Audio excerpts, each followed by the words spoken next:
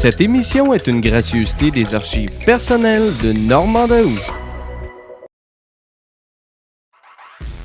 La communauté gay semble bien implantée à Montréal. L'événement Fierté Montréal attire à chaque année des milliers de festivaliers de tout horizon, culminant avec son célèbre défilé. Malgré la légalisation du mariage entre conjoints de même sexe dès 2005 au Canada, la lutte continue et des organismes de soutien sont encore nécessaires. Est-on si ouvert face à la diversité? Peut-on vivre une vie épanouie en étant LGBTQ+ à Montréal? J'ose espérer que oui. Je veux dire, étant un homme cisgenre hétéro, je peux pas porter les souliers de quelqu'un issu de la communauté LGBT, mais étant allié à cette cause-là, j'ai de plus en plus l'impression que Montréal est un modèle pour l'ouverture justement aux communautés LGBT. Je suis pas un gars qui se tient dans le milieu, pas du tout. Donc, le village gay, tout ça, je suis pas un gars de village, OK? J'ai passé ma vie à pas me tenir dans le village. Par contre, je te dis pas que je viens pas 2-3 fois par été, là, mais tu peux très bien vivre à Montréal, dans n'importe quel quartier. Je te dis pas dans les années 50, 60, 70, là, mais en 2017, 2018, 2020, si ça passe en reprise, là. Les gens viennent à Montréal pour savoir qu'il va y avoir une ouverture d'esprit, que ce soit pour la diversité d'orientation sexuelle, l'identité de genre. Anciennement, c'était vraiment beaucoup attaché au village, mais ça a changé, dans le fond, il y a eu un petit shift. À la limite, c'est même, des fois on en parle un peu, on trouve ça, à la limite, risque qu'il y a des endroits qui ferment un peu, puis ça a été souvent des endroits sécuritaires. En anglais, on dirait un peu des safe space qui shift, qui sont plus nécessairement là autant. Moi, l'exemple qui me choque le plus, c'est la France. Ouais. Tu dis, bon, la France, bon, c'est des gens qui réfléchissent depuis longtemps, c'est une société moderne, etc. Puis, malgré tout, il y a cette espèce de... on est encore le nouveau monde, on dirait, pour plein d'affaires weird comme ça. C'est que tu t'attends pas à ça d'une société moderne. Tu t'imagines, c'est uniforme partout, mais non.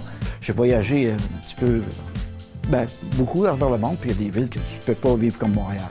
Il y a des villes, il faut que tu fasses attention, puis... oui, c'est pas comme à Montréal. C'est sûr, c'est accepté probablement plus à Montréal qu'ailleurs, puis c'est bien accepté, mais il y a toujours du travail à faire. Fait que c'est bien, mais c'est pas encore parfait. Je l'ai vu beaucoup ailleurs, dans d'autres villes, où c'était plus caché, plus reculé, les gens en parlaient pas trop parce que ça choquait, tandis qu'ici, les gens y arrivent, font comme « Ah, ben moi je suis gay », puis ils font « OK, ben moi je suis blonde ». Je suis brune.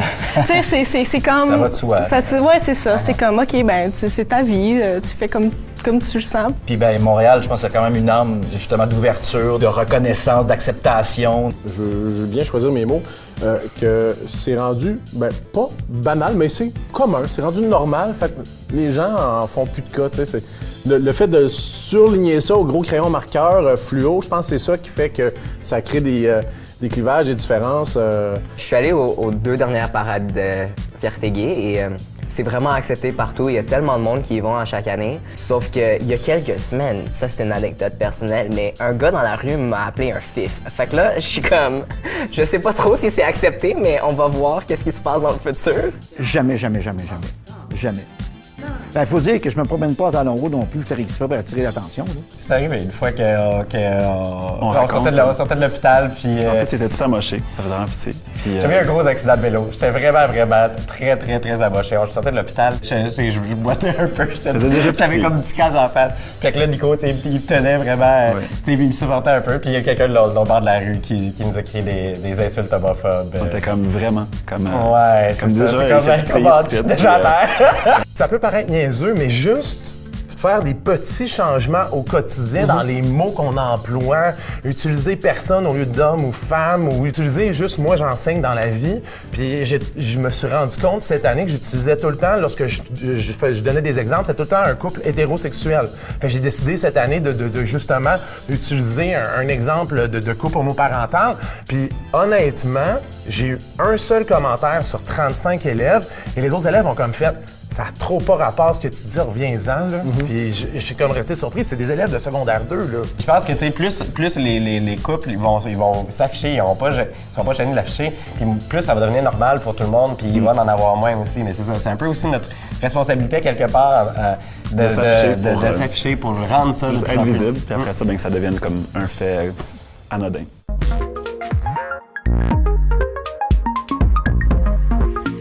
Vous regardez les souvenirs télé de Normand Daou.